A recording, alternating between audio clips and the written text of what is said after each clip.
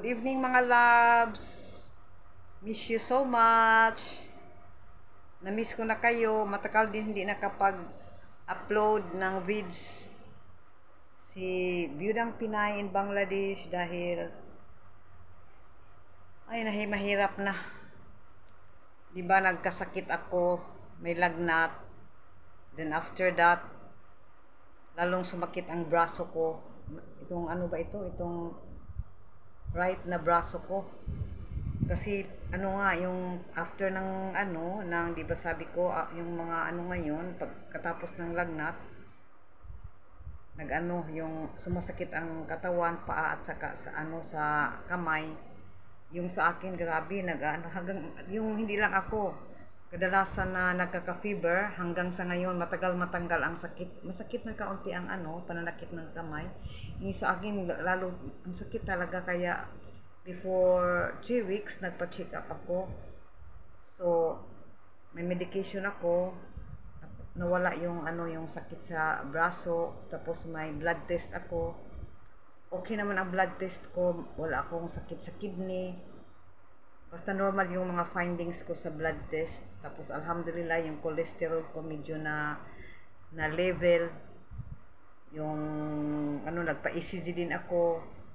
Before 3 years may sakit ako sa heart, di ba? Okay naman yung ko, ECG na report, normal.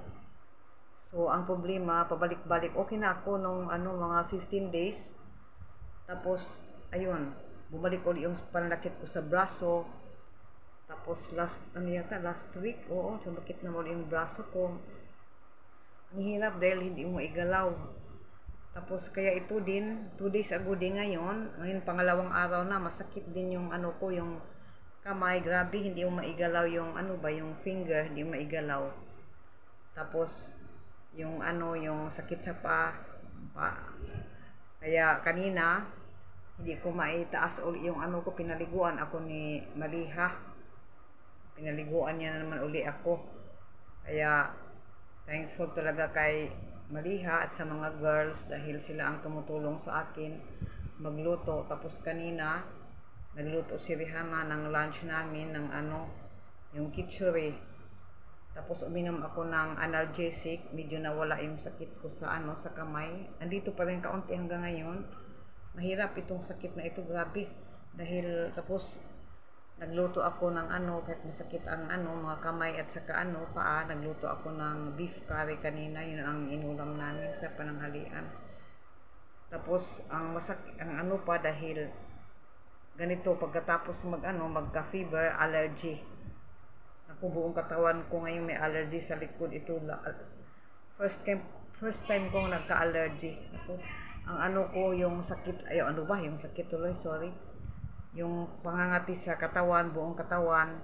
Kaya after si Maliha may isang exam pa siya. So after ng exam niya, magpunta ako dito sa may government hospital dahil mahirap na pag magpa-private tayo clinic, malaki ang gastos. So lang ako mag-public dito sa public na half government, half private na na hospital dahil medyo mura-mura. So magpa-check up ako dahil grabe ang pangati ng buong katawan ko. Ang kating-kati talaga. Itong mga kasamahan ko din kasi bago ng mayroon din silang baka nagkahawa ba dahil mayroon silang buong family nila may sila, may allergy sila. Siguro mag 8 months na ngayon itong allergy nila, kung kailan na severe na saka sila nagpagamot. So andito lang naman kami sa bahay kaya siguro nagkakandahawa. Kaya po ngayon grabe ang kati, buong likod ko makati, tapos sa paa may mga allergy na ako. Tapos namumula-mula ng kaunti, pagkatapos mamula mag-itim-itim. Kaya makati. Ako, parang hindi ka makatulog minsan. Sa gabi yung tulog ko na didisturbo dahil nagkakamot. Yung mga girls naman alhamdulillah they are okay. Alhamdulillah okay yung mga anak ko. Okay lang sila. So kahit ako lang ang nagkakasakit nitong allergy, okay na. Wag lang yung mga anak ko. Tapos yun, kaya matagal ako hindi nakapag dahil parang wala akong ganang mag video ba dahil pag natwil ka talaga, hindi maganda ang ano mo, feelings sa ano mo, so hindi ka ganahan. Tapos si Rihanna, wala na rin mag-ano sa akin, siya ang nag-i-edit ng ano ko. Dahil busy na si Rihanna, dahil sa umaga, nasa school. Tapos pag uwi niya minsan, ano na, yung may coaching pa siya. Tapos sa ano naman, alas 6 to 11, meron siyang tinuturo ang mga estudyante. Kaya ganoon, hindi ko rin siya maapura-apura na mag-ano siya, mag-edit. Kaya naawa din ako dahil pagod din ang katawan niya. Si Maliha naman, hindi naman pwede mag-edit ito. Mag-edit siya, pero iba si Rihanna. May exam pa si Maliha, so titingnan ito kung anong-ano. Tapos sa ano yata, sa Sunday din, may ano din ako, may lakad. Ewan ko, sana sabi ng ano ko, sister-in-law, na may lakad doon para sa ano ba, sa punta kami ng korte ni Rihanna para sa lupa. Tapos ayun nga, Makati, oh, mamula-mula ito, oh. Makati. Tapos ano ba ito, yung titingnan ito kasi ba yung sister-in-law ko sabi na baka daw pwede na lang na sila na lang mag-asikaso. So sana nga pwede na lang na sila na lang dahil sakit ng ano ko, mahirap ilakad, mahirap igalaw. Hirap nitong ano ko ngayon dahil paglagnat okay lang, makakagalaw ka, pero itong sakit sa paa, sakit sa kamay, naku, ang hirap. Yun ang anong dito ngayon. Matagal daw ito mawala yung mga naapektuhan ng fever. Ganito daw talaga ito, mananakit ang paa, kamay. Dito sa bahay namin, mahirap pag may kasama sa bahay dahil pag sinong may sakit, magkakahawaan.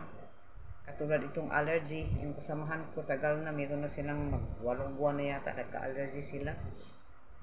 Hindi naman sila nagpapa-check up kaagad. Nagka-check up lang nila kung kailan, ano na talaga, grabe na, severe na yung allergy, tsaka sila magpa-check up. Siyempre, pumupunta dito sa kwarto namin, sa kandahawa na. Grabe ang kati ng pa ako. Kating-kati ako. First time ko nagka-allergy. Ayun ako, hirap nito. Okay mga loves, kumusta kayo dyan? Kumusta mos, mga lalabs? Sana okay lang kayo dyan. Okay lang ang kami dito, alhamdulillah. Ano din dito pa, ano ba ito?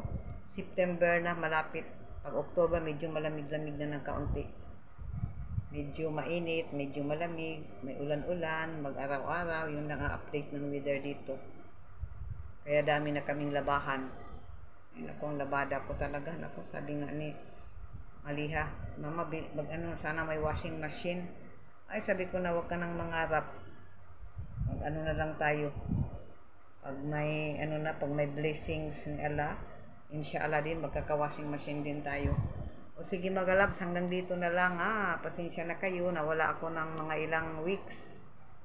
Pag nawawala ako, medyo may doon, may ibig sabihin, may may reason ba.